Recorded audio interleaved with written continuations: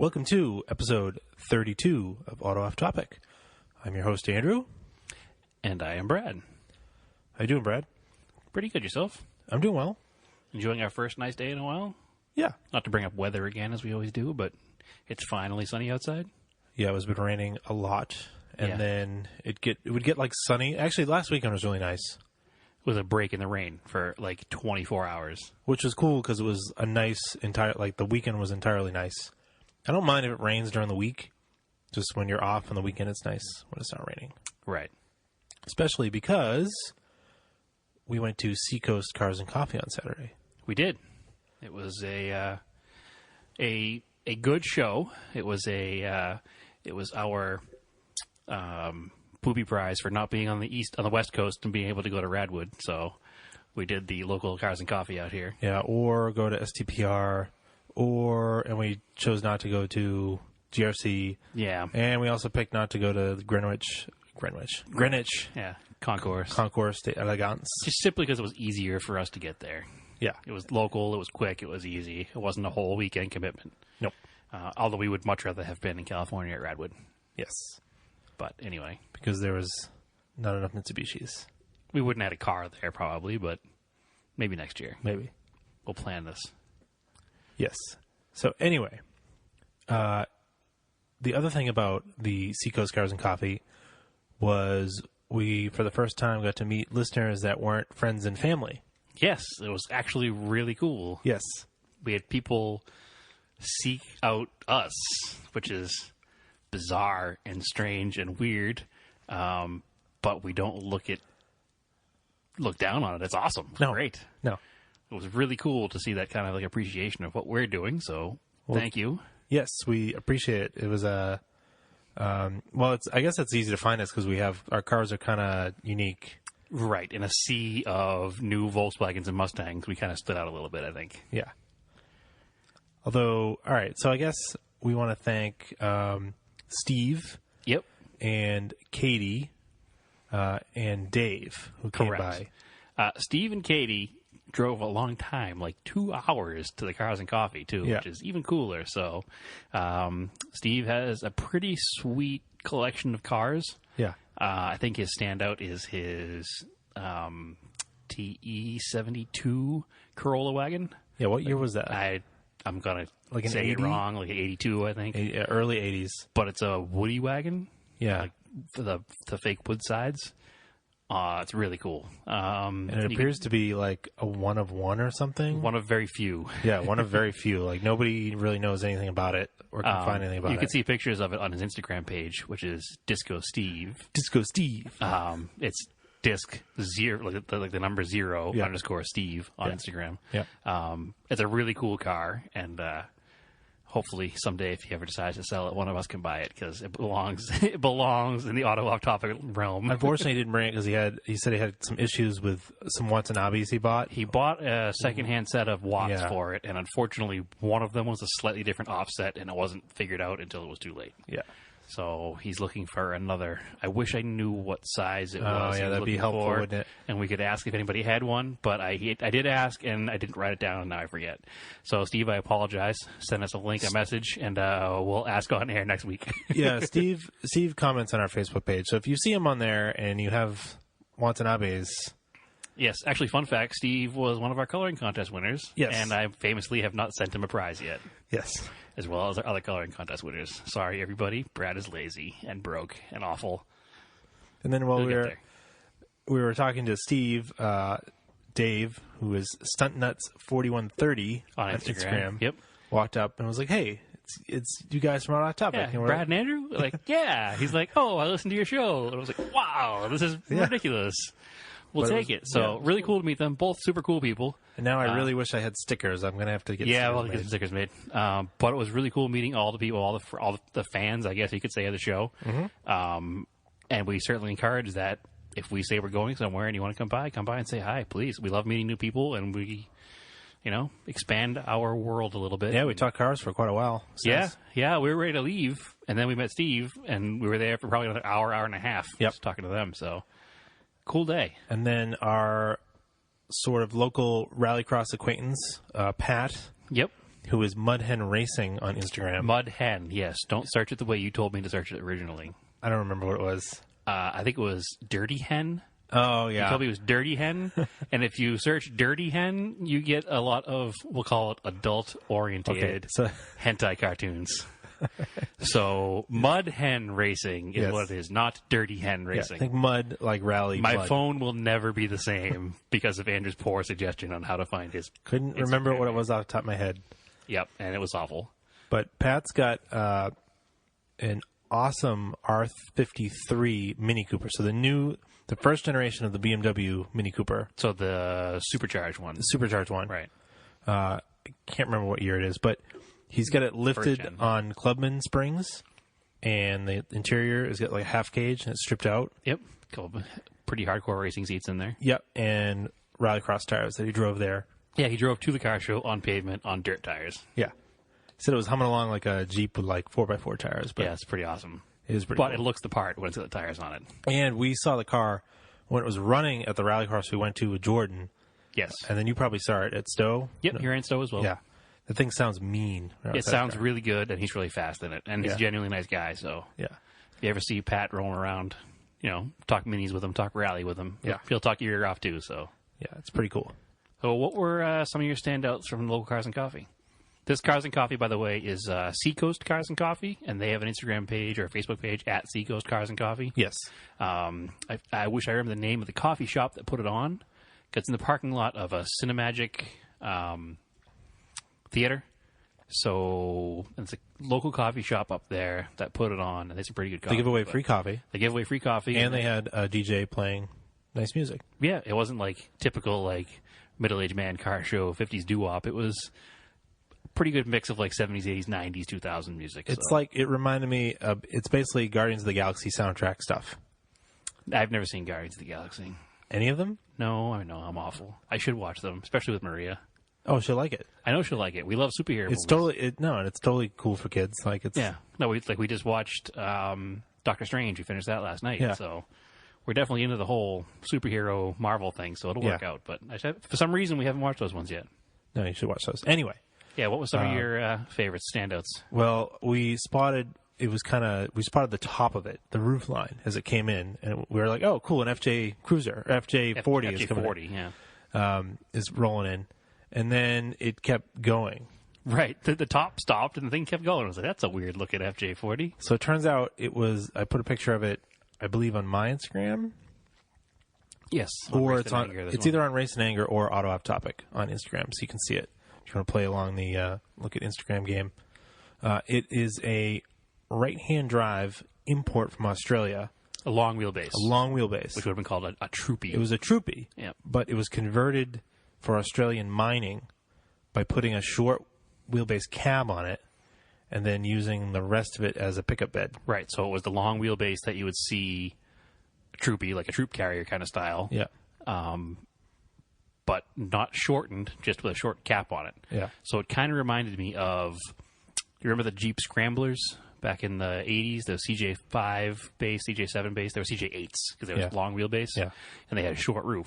So, but it was a little bit longer than that roof-wise because it sat 6 people. And originally I said 2 bench seats in it.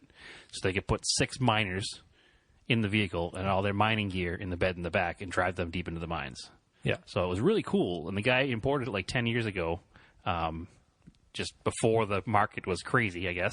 Yeah. And he loves it. And it had giant rubbar on the front. It was a really cool looking bar. It was a cool looking color too, that like camel yellow. Yep, very cool truck.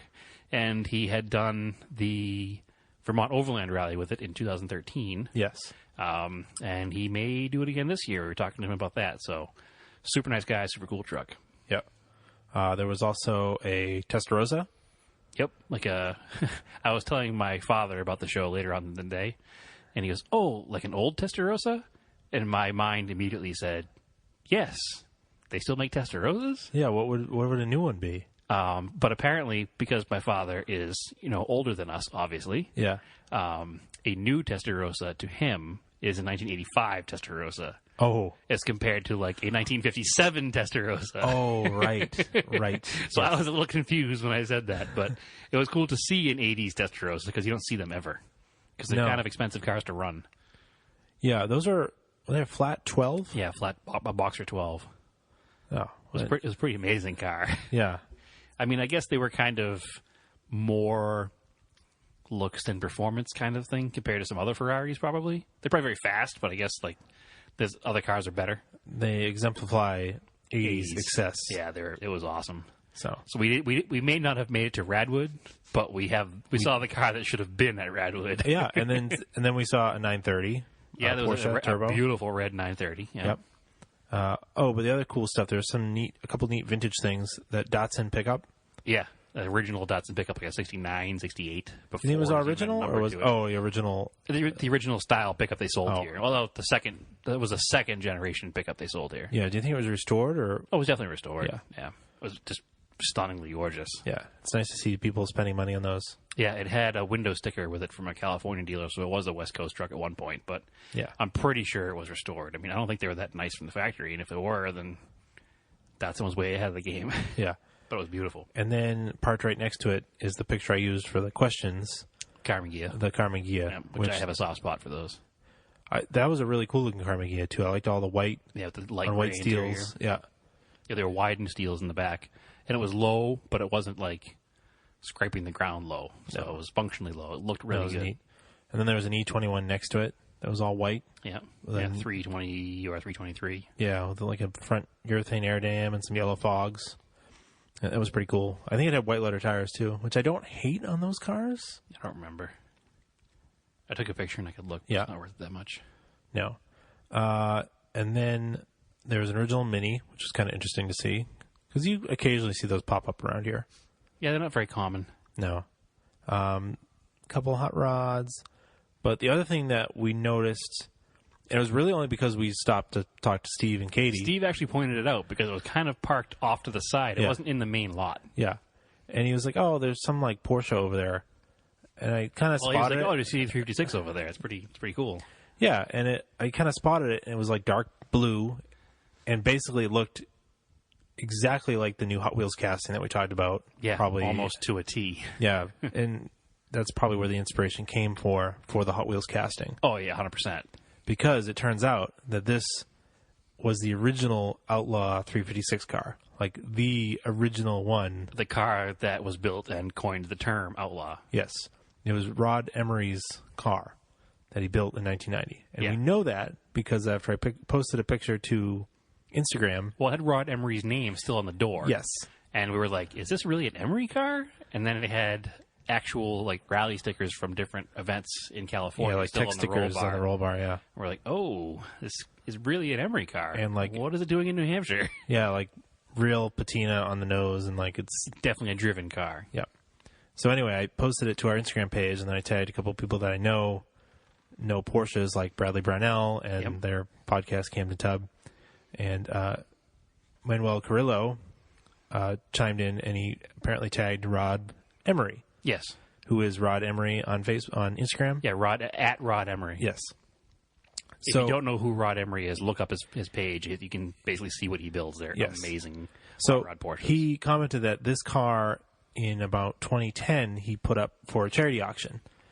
And it ended up in Texas and then was later sold to somebody who owns it in New Hampshire. Yeah, which explains what it was doing there. But it was. I was, I don't say I was starstruck, but to see that Rod Emery commented on our Facebook page made my heart flutter a little that night. Yeah, because I am a huge fan of him and his builds. Yeah, and actually, you can listen to the Car Stories podcast. It's episode 123.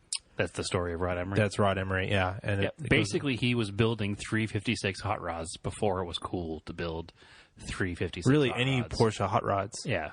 Because it was very poo-pooed upon to modify. It was a very stuffed shirt restoration concourse crowd. Yes. And he went out there and he was like, these are cool cars, but I want to make it faster and just make it more badass.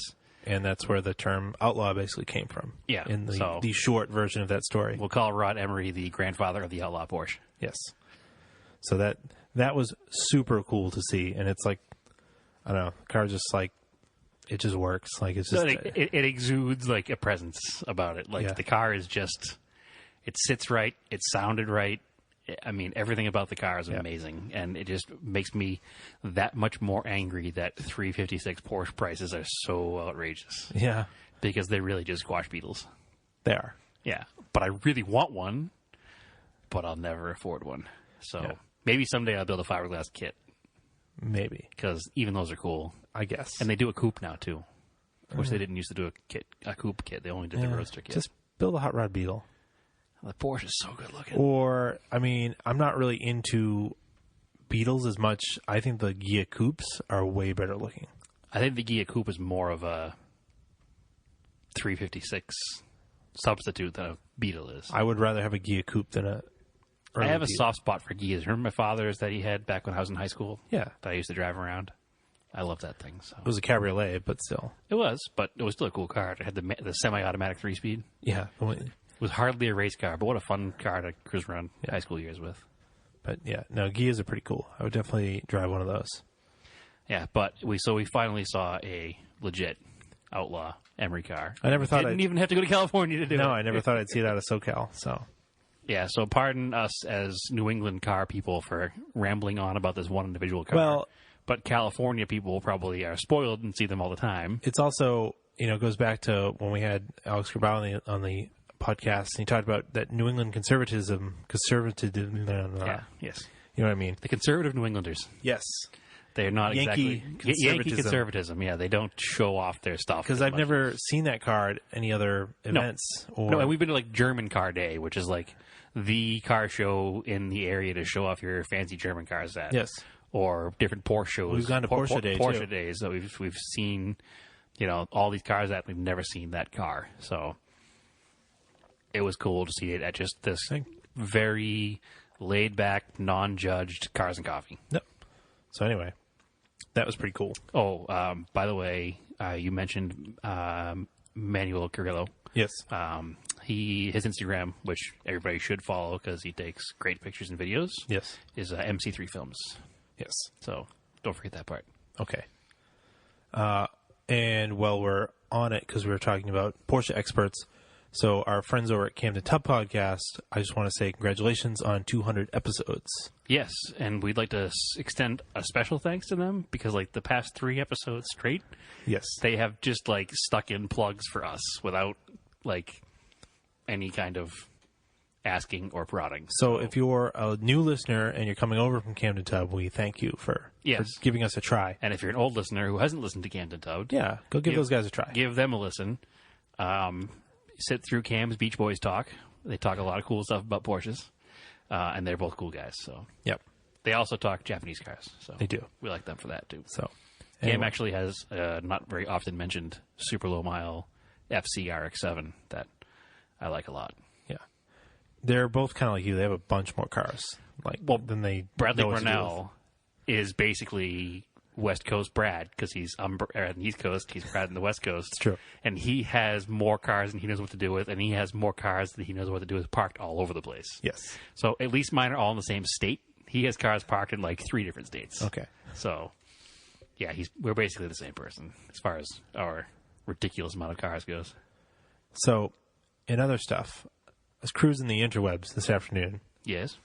And I noticed that on the Facebook page, somebody posted a 3000 GT to the obscure cars for sale, and I was like, whatever, I'll just skip that post because I don't really care too much about 3000 GT VR4s. Even though it was super clean looking in the pictures. And I was like, whatever. And then later in the day, apparently Jalopnik picked it up because this car was for sale for $500,000. Right.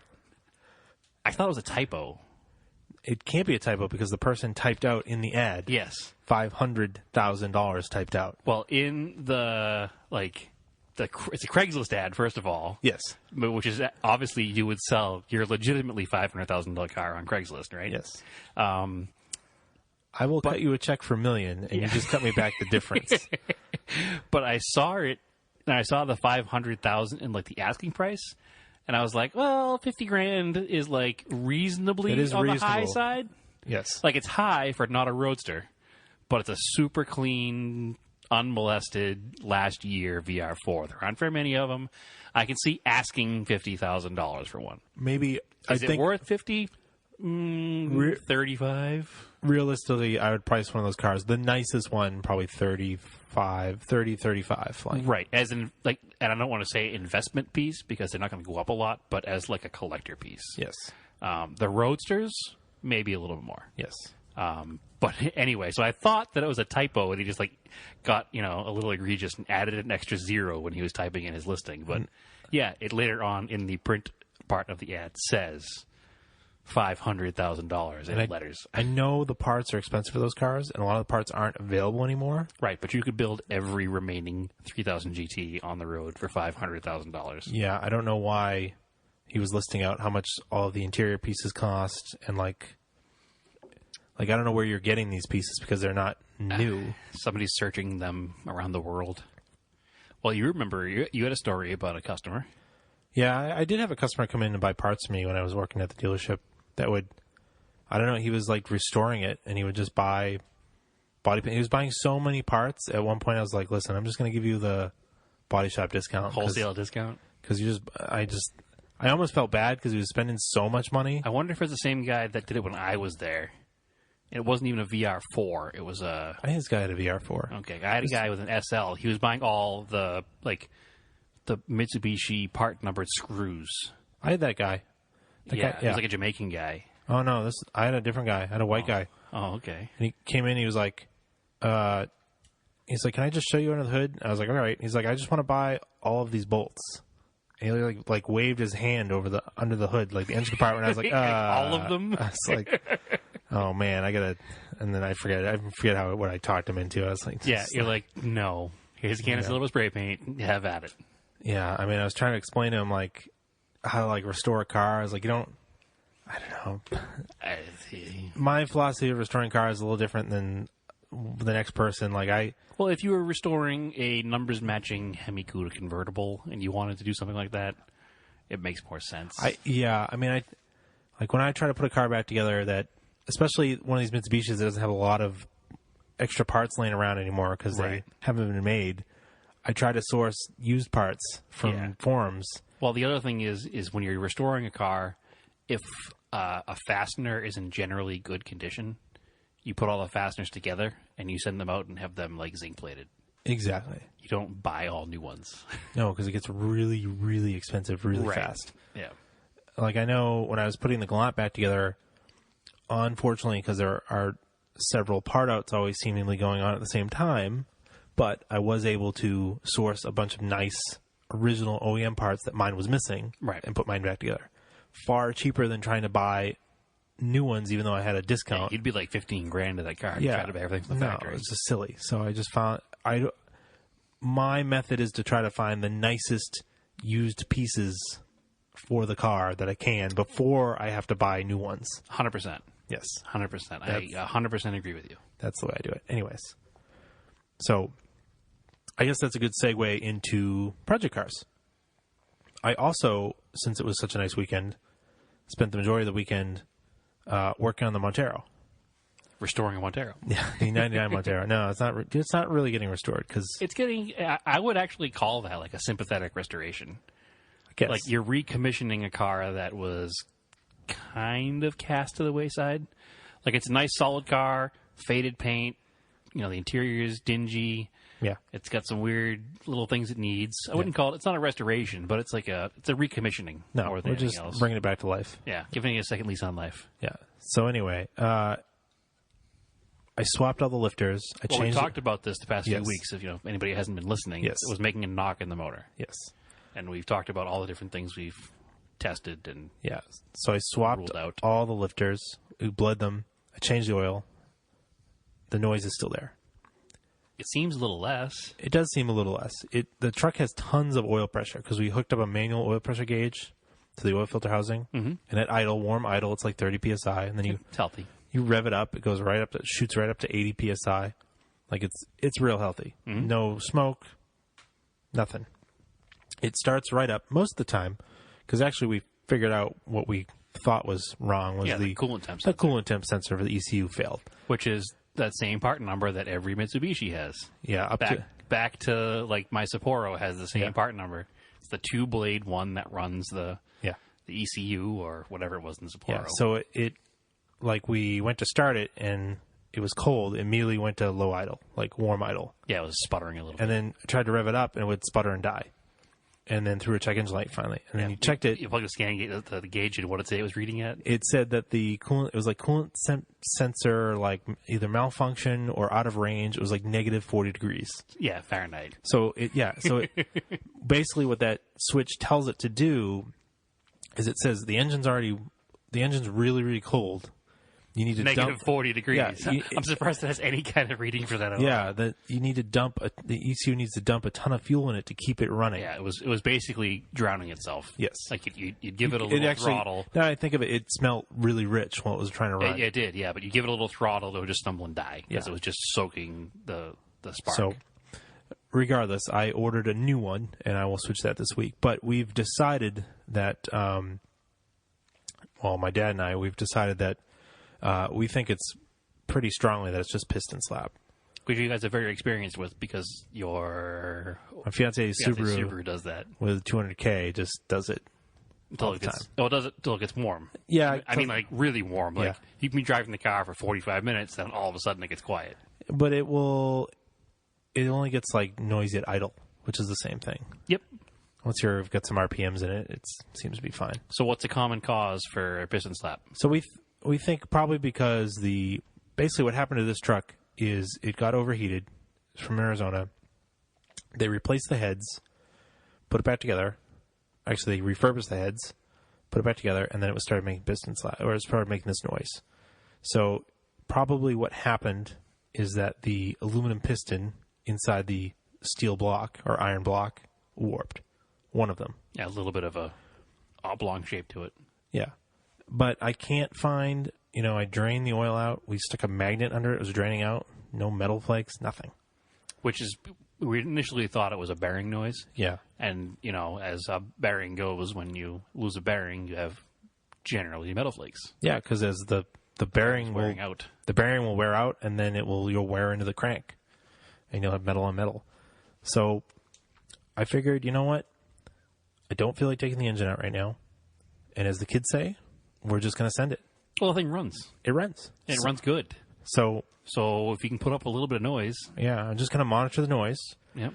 The next oil change, I already have on hand one of those Blackstone Labs oil testing kits. They will analyze your oil for all types of metal in it, and they'll give you an analysis of what's going on. Of what's going on inside your engine by analyzing the oil. Yeah, they can tell what temperatures it's reached and exactly. what foreign bodies are in it. Yeah, they can find the metal in the oil that's dissolved in it. So the next oil change, I'll just drain a little bit of that into the sample kit and send it out, and we'll see what they say. Yeah, that's cheaper than putting a new motor in it. Well, that's the other thing, too, is that I have Craigslist alerts, as one does, for Monteros. Mm-hmm. And the Sport model, which is the lower-end model. The smaller Montero. Smaller Montero, but it's based on the Triton pickup truck. It's actually got a lot of similarities to the first-gen Montero, does it not? Not really. No. Or is it the second-gen? Whatever. No. But regardless, they use the same powertrain in a couple of the versions of it. As in your truck? As in my truck. Okay. And often up here, you get lower mileage trucks, but they are rotted out. Yep. And they're, like, dirty cheap. Yes, because they run, but they're completely unsafe because the frames are going to break in half. Yep. And I've seen a couple pop up lately that were like $500. Or less.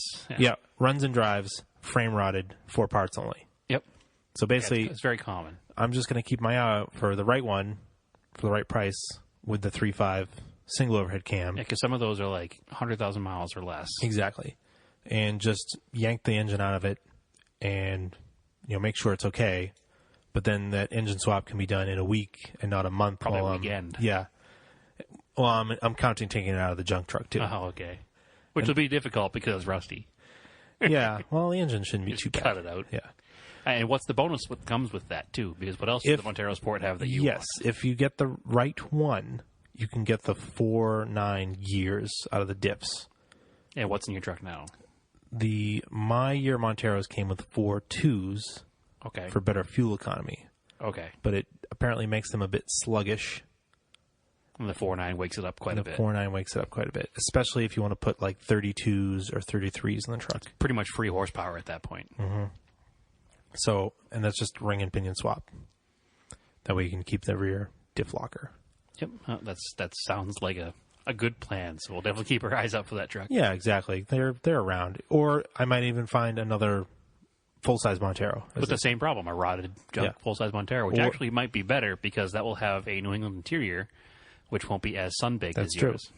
Actually, a lot of times what happens with those trucks is the fuel tanks rot away. Yes, and you can't buy them. No. So There was one not too long ago. It was a early second gen down on the South Shore. The fender flares. Yeah, it was like the guy wanted like $500 for it, but he had a bunch of pictures on Craigslist, and I think he did have a picture of the top of the tank, and it was like I could just see how rusty it was. I was like, that's not worth it. Nope. Because it was just at the time it wasn't. Now it would be. No, because I think he said it wouldn't run. Oh, okay. So it's not worth it. Actually, the early ones have a different engine, but some of them have the dual cams. Oh, seriously? Yeah. So they went to a dual cam and then back to a single cam? Yeah. Oh, that's weird. I did not know that. Yeah. But so yours is a single cam? Yes. There's like a mid-year that actually has more horsepower, but it's got the flares, not the box flares. Like the bolt-on style flares? Yeah, and a little bit better gearing, actually, yeah. So that is probably the 4.9s as well. Yeah, so the mid-year, like SRs, there's some that are even more desirable, but there's even less of those around. Especially around here. Yeah, so anyway. Very strange. So the plan is just to drive it. Yeah, because worst case scenario, you need a motor, which you kind of might need a motor anyway. So if you drive it and it gets worse, the only thing that's going to get worse is the motor that you intended on replacing anyway. Yes. So if it runs and drives and doesn't smoke and has all the power it's supposed to have, why do the labor now? Exactly. Just drive it and enjoy it and get it ready for... Yeah. We'll just kick that down the can. We'll just kick that can down the road. Yeah, exactly. Anyway. But the 89, I still didn't pull the radiator out. I'm going to do that tomorrow so I can have the radiator fixed because it's just leaking. Yeah. But it's annoying. I don't want to drive it with the leaking radiator. And eventually it's going to get worse. Yeah, and I want to be able to sell it knowing that it's all set. Safe truck for somebody to own and drive. But in the meantime, probably in the week or so that takes to fix the radiator, I'm going to swap the wheels and tires over to the other truck. To the 99? Because it has junk wheels and tires on it. And just drive it around, shake it down around town.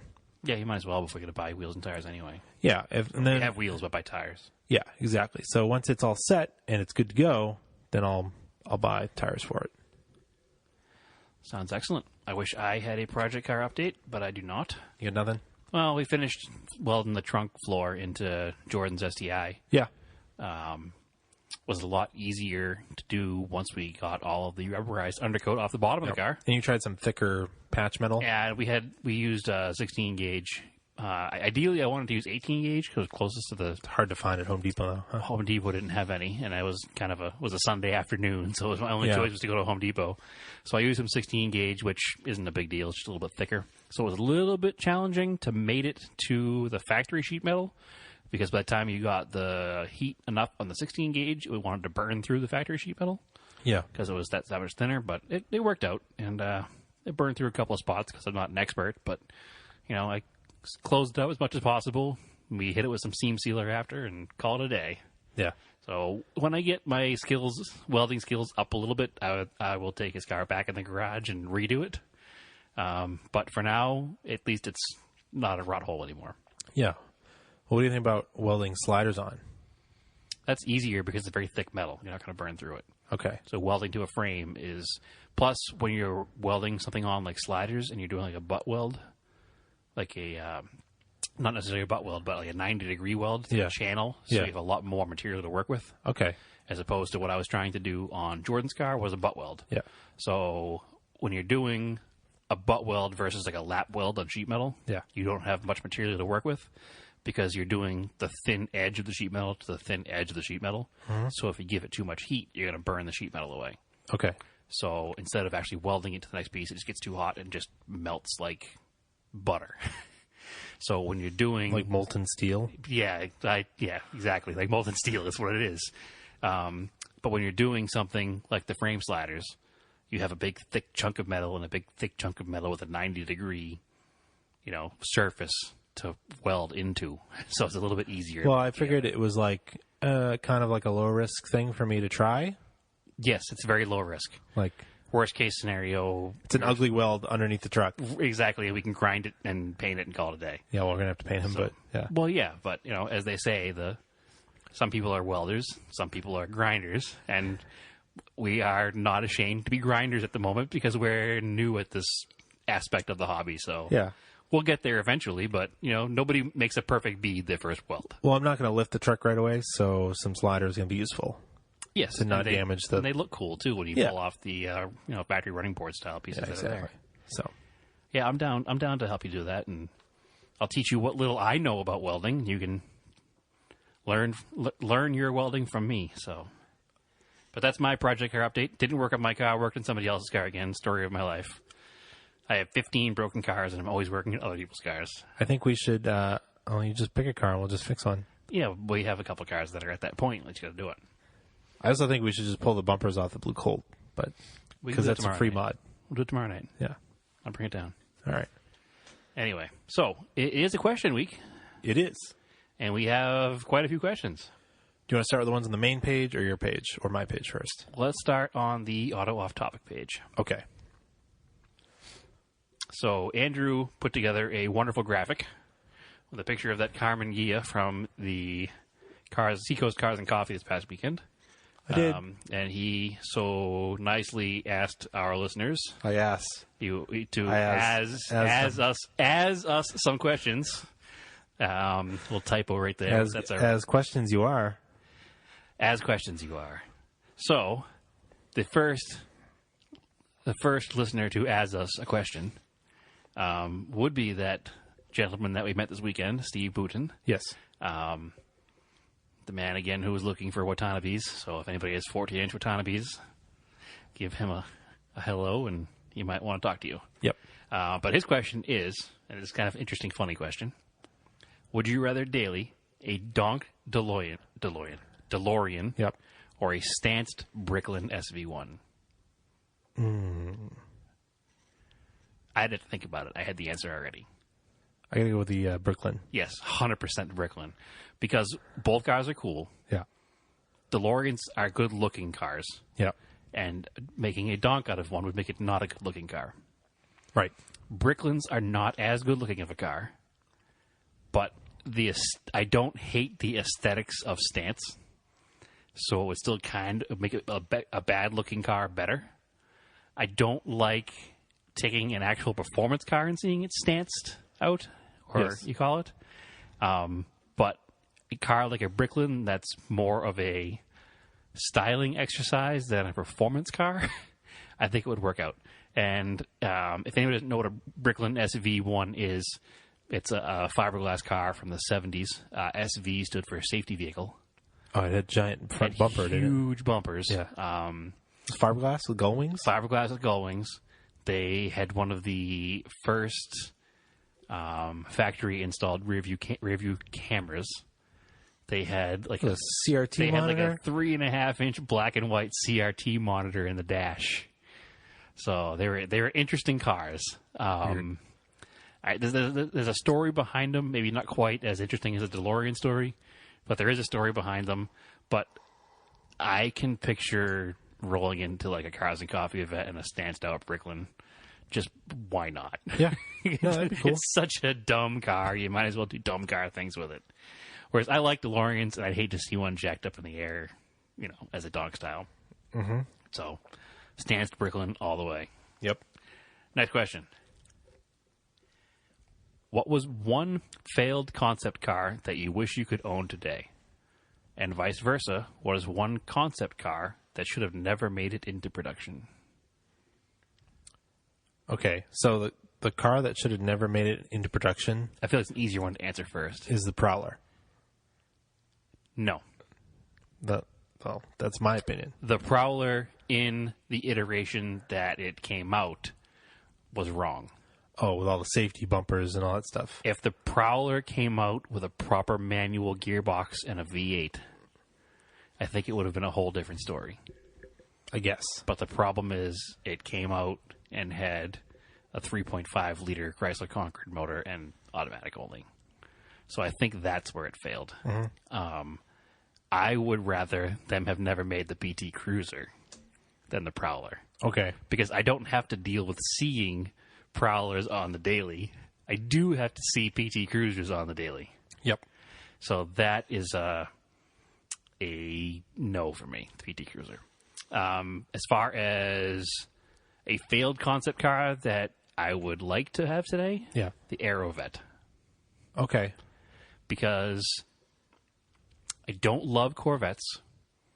So I do like early Corvettes, but I don't like 70s and 80s Corvettes. I've grown a little fond of the C4s just because they're dumb. But I'm not like a huge Corvette fan that has to like stick with the traditionalism of a Corvette. Mm-hmm. And the Aerovet was a mid-engine rotary Corvette. Okay. So I think that if GM did a mid-engine rotary car, that would have been cool. And it was cool looking. I mean, it was kind of dumb, but cool looking. So I don't know if you remember the car at all. Mm-hmm. But no, I have a monogram model of it somewhere. No, I saw it. They have the car at the Peterson. Oh, do they really? Well, they had it when I went. It was on display because one of the main rooms they had was all silver. Yeah, I saw a silver one, but it wasn't in the room when I was there. Yeah, that's cool. I'm trying to think. Or I was just completely blinded by the McLaren F1 that was in the room and didn't notice the Corvette. I could have been. Maybe. Trying to think of a concept car that I would have liked to see. Concept cars are interesting because they're concept cars, and you see them, and a year later you forget about them. So, yeah. I mean, Or we're just talking about the Alpina, the Sunbeam. No. What am I thinking about? The Alpine? That's what, the Alpine 110? The A110. A110. The concept car, they made Yes. the newer one. Yes. Yeah, that'd be kind of cool. I had another one that I just thought of that might even be better than the Aerovet. What? Was 2 years ago, Nissan did that. The Datsun. The Datsun 510 kind of retro car. I was also going to say that either. Yeah, that was a cool one, too, that I really wish they made. Because I would have definitely bought one of those. Yeah. Like, I love, the FRS and the BRZ as a rear-wheel drive, proper car that's cheap, fairly inexpensive and out there. But it's a sports car. I think if Nissan had done that, two-door sedan styling with a simple four-cylinder rear-wheel drive car, that would be cool. So that's probably my main answer, actually, now that I think about it a little more. All right, next question. Jordan Mellum, owner of the famed Subaru STI with the hole in the trunk floor, Yes. says, your favorite movie hero car. I don't think Andrew has to even think about this. No, it's tough to say. Oh, I thought you were going to say DeLorean, and I didn't say anything else. No, I mean, that's a fun car, but it's funny that everybody, because the Toyota pickup truck in that movie has probably less than 2 minutes of screen time.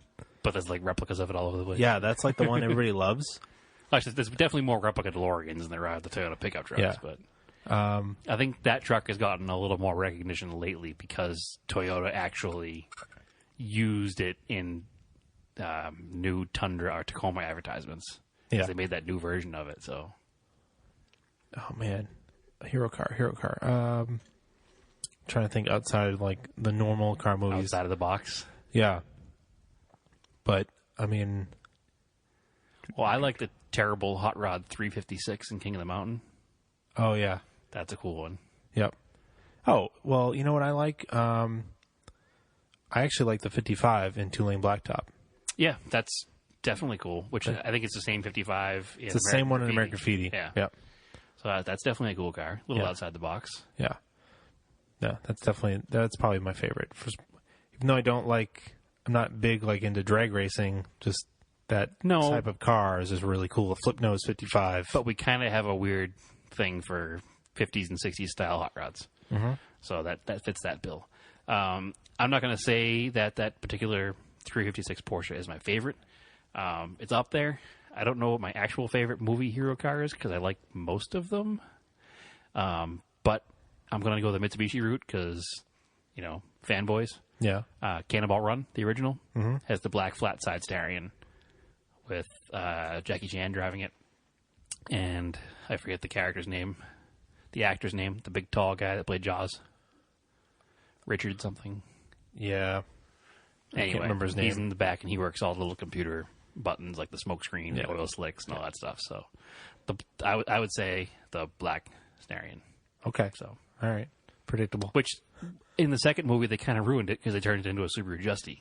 Yes. Which doesn't really work for me. No. I love Subaru Justies, don't get me wrong. Yeah. But if I was to choose a Cannonball Run vehicle, to race from one side of the country to the other in the least amount of time, it wouldn't be in a 73 horsepower 4-wheel drive Subaru Justy. No. So it kind of doesn't really fit the whole thing. Next question. You want to ask the next one?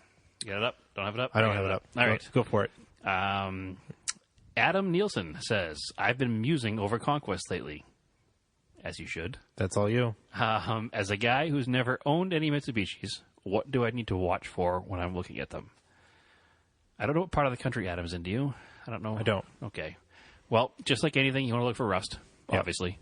They rust bad in the flared, if you're looking at a later car with the flared fenders, the flared rockers in front of the rear wheels, the flared rocker behind the rear wheels and over the rear wheels. Yep. And the back of the flared fender area. Also, is it the driver's side frame rail? The passenger side frame rail. Yep. Rusts on those. All of them. On all of them, no matter what coast you're on, because of a lack of a good AC drain. So they get moisture on them and it just sits there. So check the passenger side frame rail. It's also not available anymore for that reason. Yep. Other than that, mechanically, they're pretty solid cars. As long as it shifts good into gears, there's no real indications that it's going to be a problem. Check, obviously, for typical turbo problems, white exhaust smoke when running, or any of that timing chain noise. Timing chain noise. Any signs that it's been overheated, any weird leaks, head gasket leaks, or anything like that. Yeah, they can run hot. They do run hot, and I would recommend an upgrade to an aluminum radiator pretty much right away. Yep. Because that's always helped my Conquest that I've owned in the past. But yeah, they're pretty stout cars, and parts are pretty readily available through the forums and Facebook groups. So don't stray away from thinking you can't get parts, because I've never had a problem getting parts. Mm-hmm. So there's enough of them out there, and there's enough people that have yards full of them that they're willing to pull parts and send them to you for fairly reasonable prices. Yep. So. All right. We have 2 more questions on the Auto Off Topic page. Okay. Max Smith says, where do you see Mitsubishi in 10 years? Hopefully still in the U.S. We've talked about this before. I think they're going to do all right. Because that comes to Frank Eck had a question for us too. We'll skip ahead to that question a little bit because we can answer them both in the same thing here. Exactly. So Frank Eck also asked, how many vehicles does Mitsubishi sell a year here in the USA, and what percentage of the market is that? I'm not sure of the market percentage, but I did a quick look at Automotive News on their website, and they had a couple of reports that was around their fiscal year ended sometime in March or something. It was something like they actually had a really good year.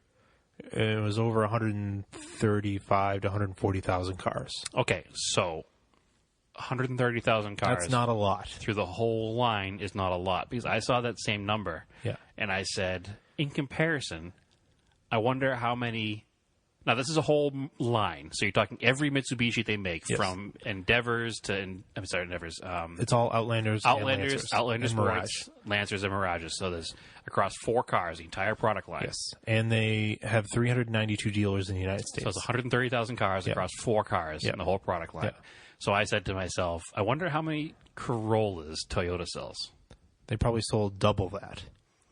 360,000 Corollas. Yeah. Now, they still have more than Camrys, Corollas, RAV4s, Tundras, Tacomas, Priuses, Yarises. They have a whole line of cars. So that one model of the Corolla sold more than double the entire line of Mitsubishis.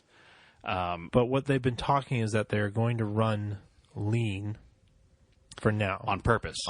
Because they don't have new cars ready to sell. Yeah. They have new cars as far as like a new built car, but they don't have new cars as far as exciting new designs. Like the Lancer came out in 08. Yeah, and I 07? What year was it? And I did read too that they are looking to cross-engineer vehicles with some Nissan products because they've now have a partnership with Nissan. Yes.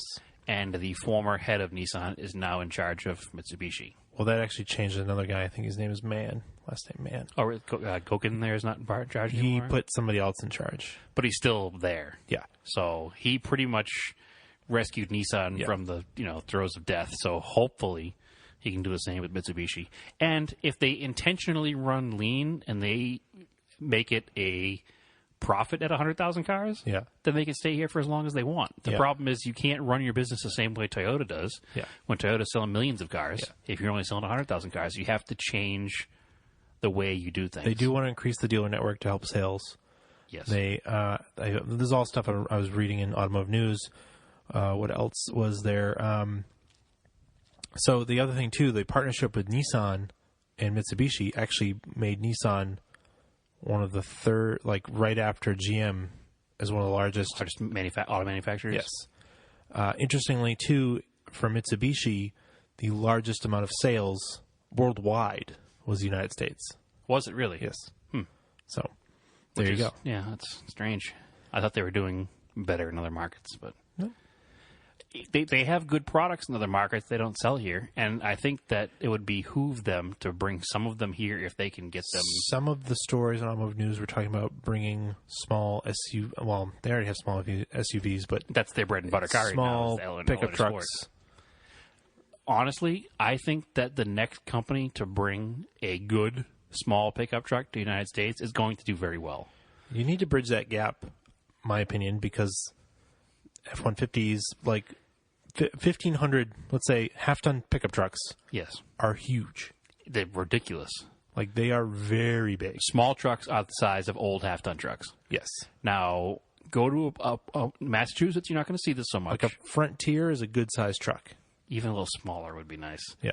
But if you go to a market that's not Massachusetts, that's not a Rust Belt place, go to California, Southern California, you will see countless old small trucks running around, whether it be landscapers or painters or anybody that is a blue-collar, worker that doesn't need the payload. Yeah. Drives around in a small little pickup truck. Mm-hmm. They need to market a small little pickup truck again because people will buy them. If there's only one brand out there making a small little pickup truck, I'm pretty sure it will be successful because people will buy them, especially if Mitsubishi does it and they keep their 10-year, 100,000-mile warranty. Yeah.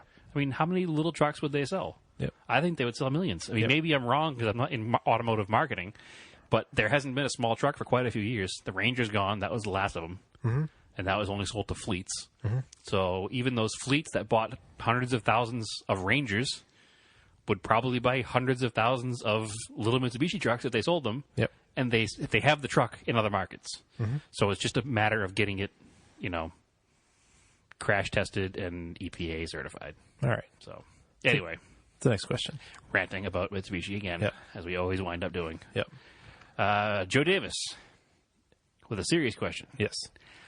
What are your thoughts on the growing popularity of retro styling in new era muscle cars? And why have there been no Japanese companies jumping on this bandwagon? Well, that is also very similar to Philip Laremeau. I think I'm pronouncing your last name right, Philip. Another rallycrosser. He asks, of all the crappy cars we resurrected with new models, PT Cruiser, HHR, Mini, Beetle, how come nobody has come up with new Carmen Ghia? These are important questions. I'm glad you're answering them. Yes. So it's sort of similar. So retro-styled models. What I would like to say to Joe, regarding no Japanese cars, is they definitely have them. In the 90s, there was a whole market of retro Japanese cars. The Miata, the 350Z in the 2000s. I think what he means cars, though, that are specifically styled to look like older cars. Okay, the Miata. Okay, it looks like a Lotus Elan, but the marketing for the FT86 and the BRZ are like the AA86. Yes, so 80s Corollas. 80s Corollas. But those aren't really a styling. They don't look like an 80s Corolla. No. I mean, you're talking about the Mustang and the Challenger. They're very much Mustangs and Challengers. Yes. From the late 60s, early 70s. I think there's a few things. The Japanese companies do have some of that. Yeah. But the simple fact that the Japanese companies don't have as long of an automaking history. They don't, and they don't have the heritage here in the United States. Yet. So, yeah. So, U.S. automakers are playing off heritage, and they're trying to market on that. Yeah, but they do Which have... is fine. Yeah, they do have some retro designs, just not as prevalent, and they don't dwell as much on the past. No, which the Miata was based on a British design. Yeah, it was. It was a retro British design. And why has there not been a Karmann Ghia built by somebody? Well, it would have to be built by Volkswagen. Yeah. And they kind of... I mean, they made the EOS, which was like... The Karmann Ghia was not a Beetle, and it was not a Squareback, and it was not a Type 3. Yeah.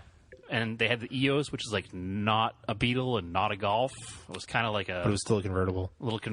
Yeah, it was a weird... I don't think they made a coupe one. I wouldn't say it's definitely a retro Karmann Ghia or anything like that, but it's kind of that weird, like, sporty model that's not really a sports car to kind of sell to that market. Whereas I think the Karmann Ghia was kind of in that same market share in its time. It was, I don't need a practical sedan, but I don't want an all-out sports car. But yeah, I can't, other than the Miata, I can't think off the top of my head any, like, throwback design Japanese cars. Oh, Nissan Figaro, which it didn't sell here. That looks like, God knows what that looks like. It's a weird little dot thing.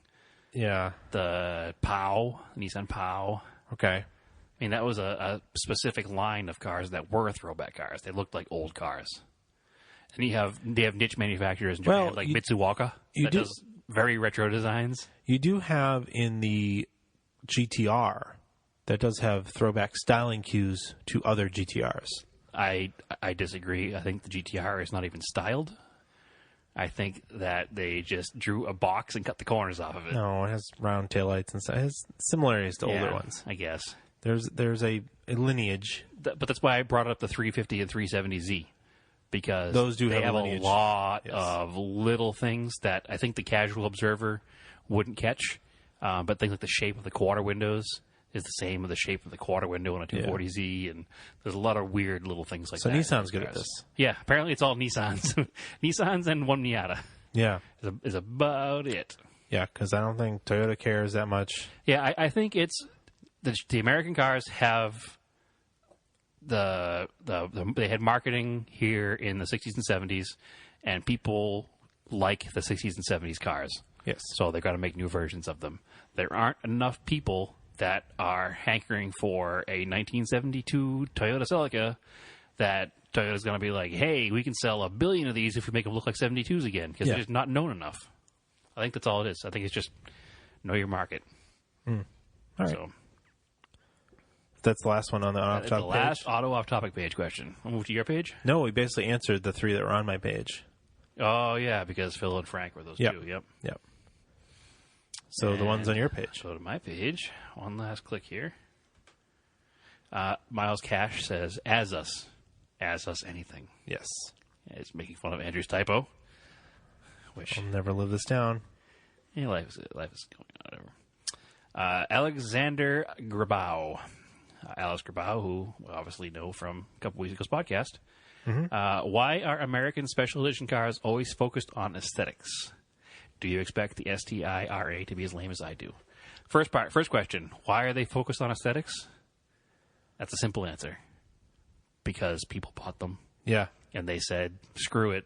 People are buying them anyway. Let's just keep doing it. The quickest example I can think of this is mid-70s muscle cars. Oh, yeah. GM was like, hey, we're going to make a Z28, but we're not going to do anything except for put a Z28 sticker on the hood. Yeah. And people still bought them. Yeah. Well, they were building on heritage. Yeah. Z28s used to be, well, early Z28s were performance-orientated. Yep.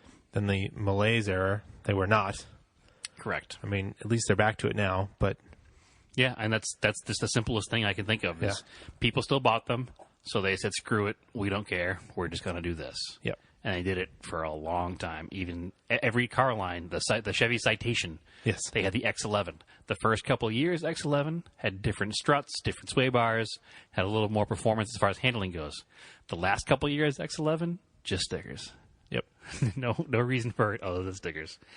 Second part of the question, do you expect the STI RA to be as lame as I do? I don't know anything about it, but I do kind of think that all of the new STIs are a little on the lame side. I don't know. It's going to supposedly come with a carbon fiber roof. They're back to the gold BBSs. Okay. Speaking of heritage. Yep. And going back to the no Japanese cars of heritage, there's one right there. I guess they're building on their old rally heritage. But I don't think the new WRX looks anything like a GC. No. Doesn't have any styling. It doesn't look anything like anything. It looks like a Corolla. They are pulling back that RA badge, which is from the first gen WRX. Yep. Which apparently stands for Rally Applicant. Right. It would be kind of like the RS and the on an Mitsubishi Evo. line. Yeah. So they haven't released any performance numbers.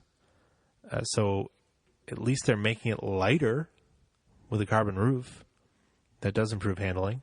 Okay. So maybe it will just be handling. I mean, Subaru needs to do something with the STI to kind of bring it into... Well, if you think back to most of... They haven't made any improvements to the engine or horsepower. Most of Subaru's or Japanese high-end cars, as far as the performance model, so you have an Evo and you have an Evo RS. Yeah. You have an STI, you have an STI RA.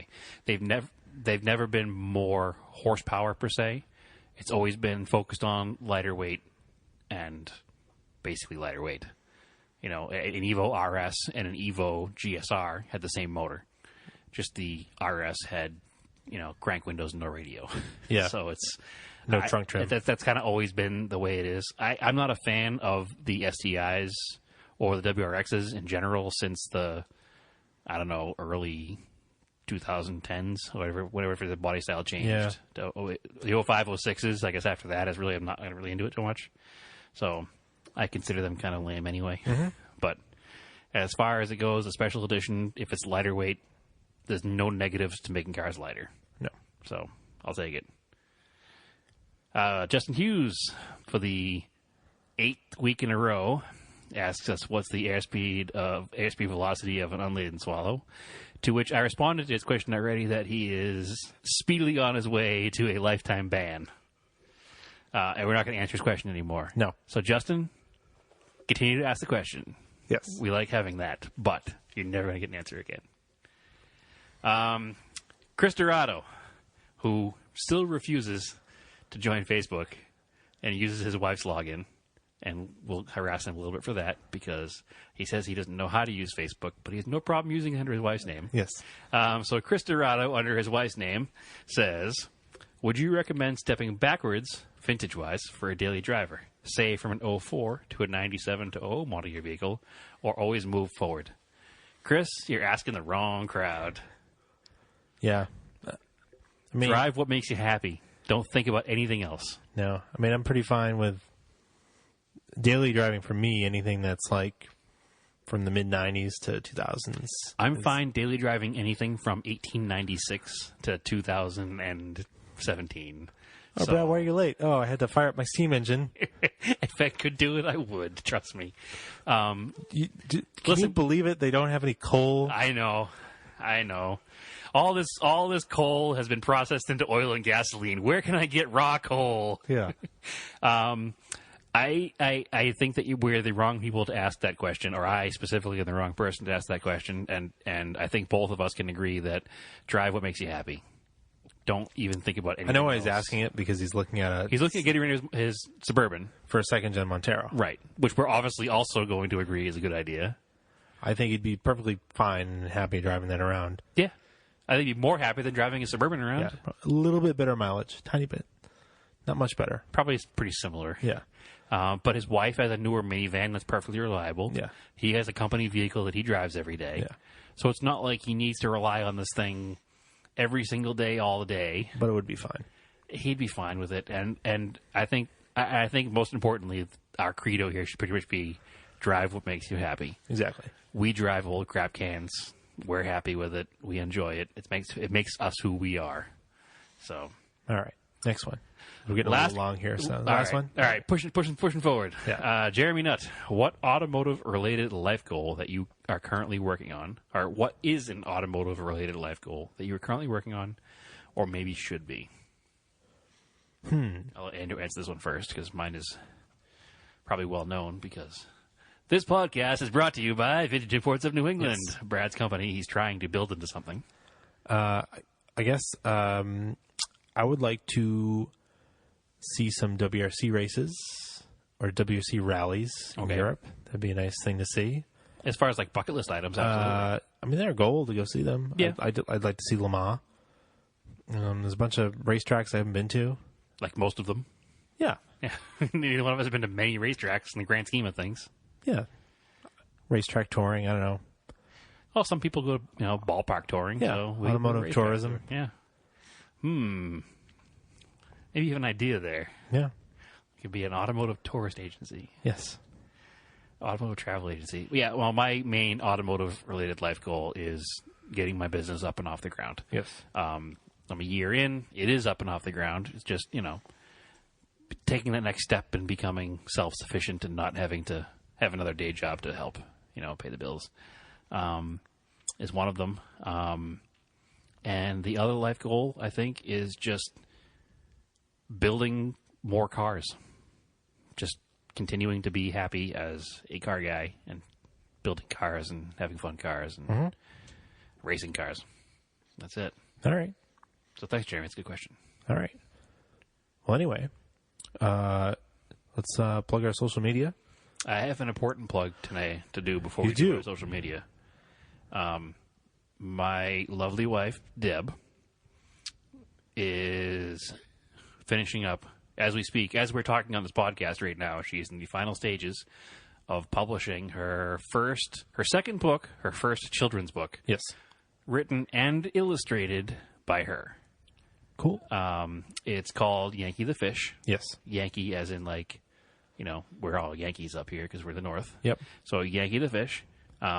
It's going to be available on Amazon for purchase of a physical copy and digital copy and Kindle formats. So if you do read children's books with your kids on Kindle, you can get it there as well. Is he like a codfish? Like as a New England fish? He's a fish. Okay. Without giving away too much of the story, yeah, he's a fish that starts his life in New York. Or excuse me, not he, she. Yeah, he is a she. Okay. She's a fish that her and her mother start their life in New York, and they wind up in Boston in the end. Okay. So it's a very cute book. It's a very, I do say so myself. It's a very good story. It's a very fun, short, little children's book read, and the whole thing is like almost musical, and you read it out loud. All right. And she learned to draw for this. So Yankee the Fish, it's going to be on Amazon and Kindle. Should be available, if not by the time you hear this, within the next couple of days, as soon as all the stuff goes up. But please, give it a purchase. If you have kids, if you don't have kids, give it to somebody you know. I'm pretty proud of her. So cool. Good job, Deb. So it's Yankee the Fish by D.A. Flanagan. Awesome. Sorry, a little off topic there. No, that's fine. A little not auto off topic. No. As we've learned, a lot of people that listen to this podcast have children. Yes, they do. Maybe we're looking at you, Dave. No, maybe they don't have like real young children, but Dave did. Yeah, he had two children and his wife there with him. So that's right. Because what are cars? More than a family event. Yes. So social medias. You can find me at Raced in Anger. You can find the podcast on Instagram at Auto Off Topic, on Facebook, Auto Off Topic Podcast. You can email the show at autoofftopic@gmail.com. What else? Oh, I've got something else coming up that I'll announce next week. Somewhere else you'll be able to find me. Pretty excited about that. Yeah, it's pretty cool. I'm sure you are. I think that's about it. As always, this podcast is brought to you by Vintage Imports of New England. Find us on Instagram at Vintage Imports of New England. Also on Facebook. And Vintage Imports, Vintage Imports NewEngland.com. Okay.